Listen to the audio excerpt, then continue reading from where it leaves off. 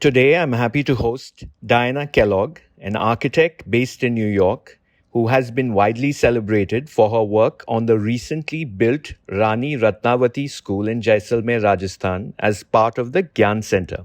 This project is an initiative by the CITTA organization for girls in the region. I thank her for being part of the Those Who Design series to share her experience, particularly as a foreign architect designing in India and building in the fairly inhospitable Thar Desert environment. Her work challenges norms and looks at the upliftment of the community through not only the architecture, but also the process in which it is built.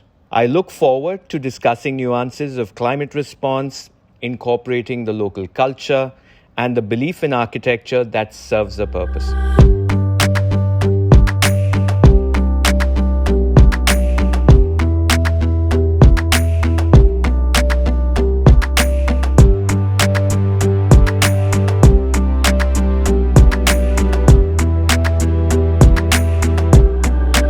I wanted to get your perspective about, do you think that design has a more transformative impact outside of form and function? And if you could relate some of that to your work or what you've seen, that'd be fantastic. I'd have to say I'm somebody who is extremely sensitive to space. So I've always known that architecture can have a profound transformative impact. And it's not always the high design that does this. Sometimes it's just a space that moves you. I have to say the thing that excites me the most about what's happened with the Gyan Center, which I honestly didn't expect, is that it is actually transformative. I've had many people say when they go there that they feel, they feel uplifted, they feel empowered. And ultimately, my favorite comment is they feel free there. Some of the girls have said that. In addition, one critic actually said to me, when you're outside of the structure, you feel this sort of monumental sense of the building and the desert. But once you enter, the experience is entirely different. It's really more about sky, introspection, and how the individuals fit in the vastness of the universe. Because what the building does is really frame the sky. I want to talk to you a little bit more now, focused on the project, the Gyan Center. I've always found the conversations that lead into the project, i.e. how the project comes about when the architect and the client sit together and build a vision. Some of those closed door conversations, which other people never get a chance to hear. Michael Dabe is an amazing, amazing supporter of the arts. He's an artist himself. In terms of pragmatic direction, I wasn't given a program or a budget or anything like that. And I think in many ways, that hands-off approach allowed me to really, really explore what and I hope came up with something that was very intrinsic and meaningful to the space and the ideas. The program asked for a 40,000 volume library. And I was just like, this just doesn't make sense. I mean, the right. Finest schools in the United States, have that kind of a volume of, and they're, huge schools with thousands of people. Yeah. And so it kind of was a happy accident that happened. I designed the middle building, which is coming next, to house this library. They needed a state-of-the-art physics, biology, and chemistry lab, and a vast amount of computer stations. And so I embarked upon the design of that. And I realized I separated it from the classrooms because I knew that we had to have some method of passive cooling. Otherwise, all the equipment and the books were just not going to survive in this climate. So sort of a happy accident was that instead of not going forward with this building, Michael and I had many conversations about what was this space, could we use it for, and we basically initiated an effort to collect textiles during the pandemic, which supported the people there who were really not getting any income, and create a space that, you know, foreigners would visit and that they could see what their embroideries and what their talents embodied, and that not only was it, you know, something that could sell kind of in the market or not, but that the world, the international world, could see and appreciate just this incredible craftsmanship. Just if you could tell us some of the big moves that you made, you know, the first few sketches.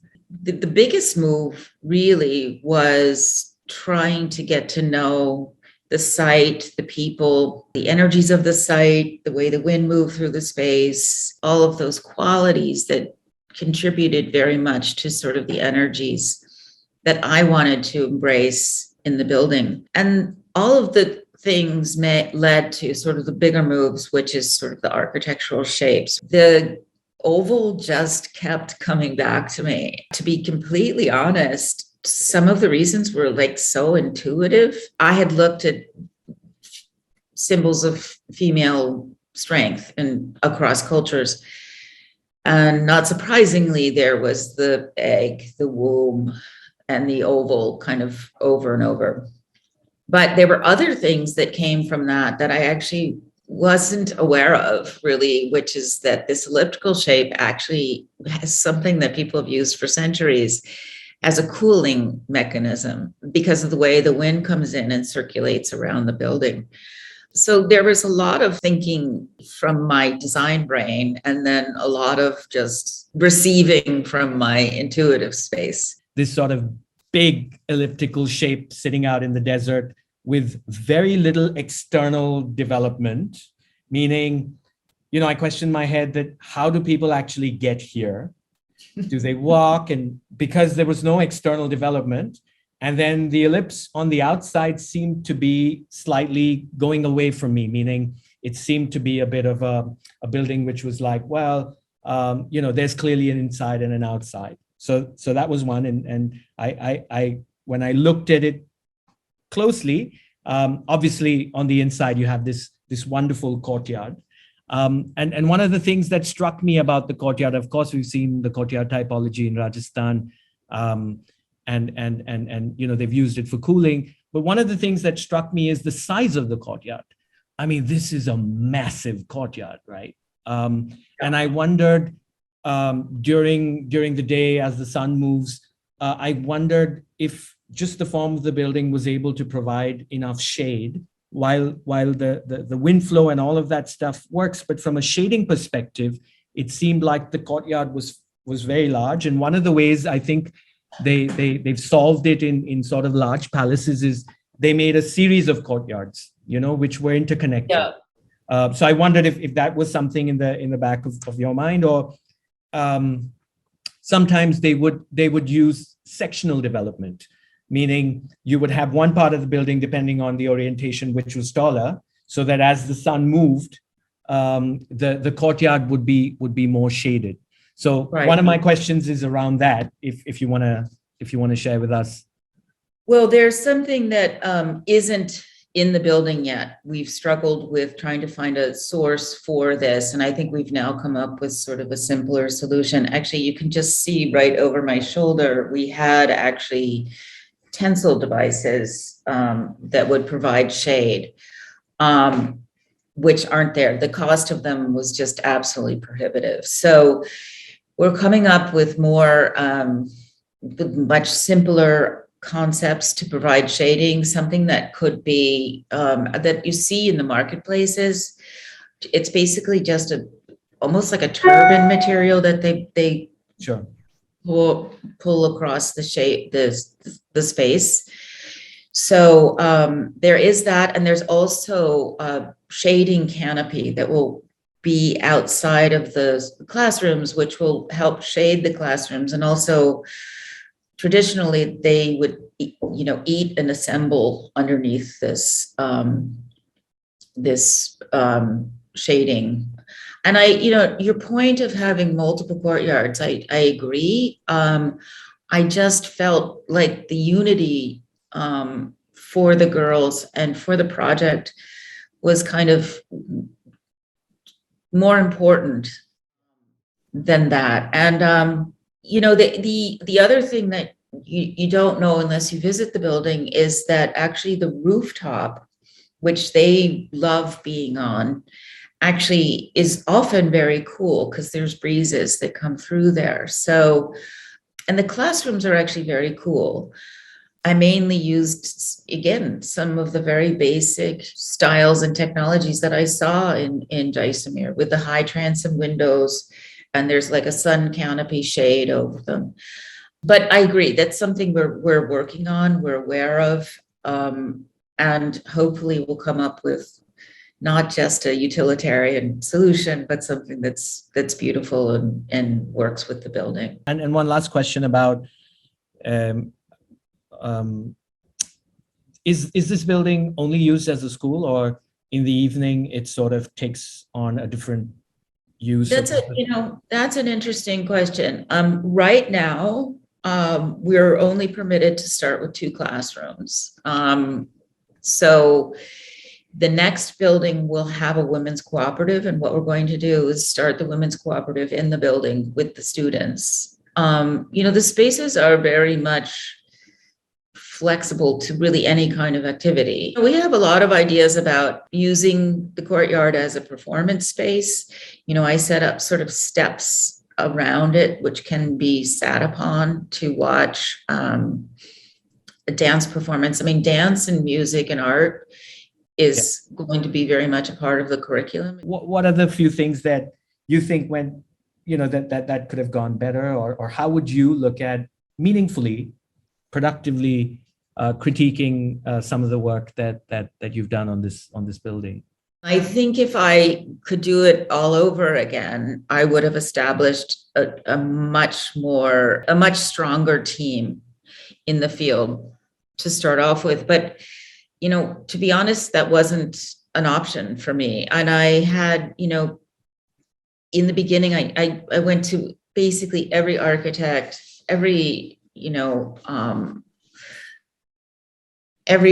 engineer, architects here who were from India, just asking for help for some of the structural issues. And many promises were made, but nothing materialized. I had one amazing assistant here in the United States who was more of an interior designer. She's Polish and had not had any experience with a new building.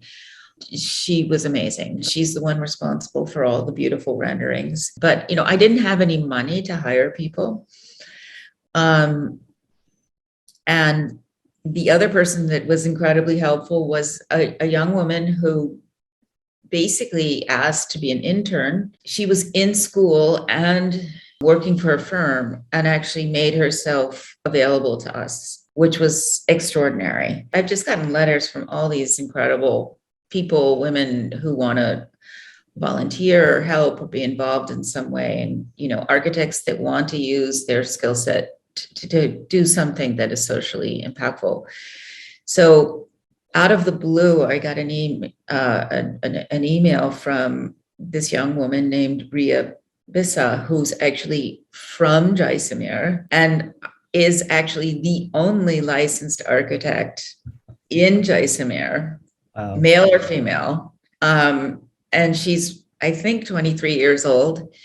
But she is like the key unlocking the door, because she speaks, not just Marwahi, which basically our contractor speaks, but also just Jaisalmeri, and and she, if I ask her about, like, she's the secret key to the local knowledge, and it's phenomenal. And it's interesting because being a young woman and an architect, at first people were sort of like dismissive of her as being, qualified enough. And I was like, she actually grew up there. She knows how to access every material, or who can, dig a well and can get them on the phone immediately. Those kinds of things have been incredible, kind of enlightening experiences. I also, on this last trip, met an incredible engineer and an HVAC consultant. And I'm not kidding. I've looked for a structural engineer and an HVAC person for over 3 years. Both of these engineers were kind of, very much understanding what I was trying to do with the building, and also inventive. And, I don't know engineers or HVAC people in this country. They don't exist like this. These were sort of like fearless, kind of, talented people. And the engineer said to me, look, anybody who sees this building is going to be terrified, and they're going to overstructure it. And he said, I'm going to deliver you the lightness of the structure that's similar to the design. All that being said, now I have just an amazing team. And I feel incredibly lucky, because I feel like we can then go on to accomplish a lot of things, not just in this building, but in future projects.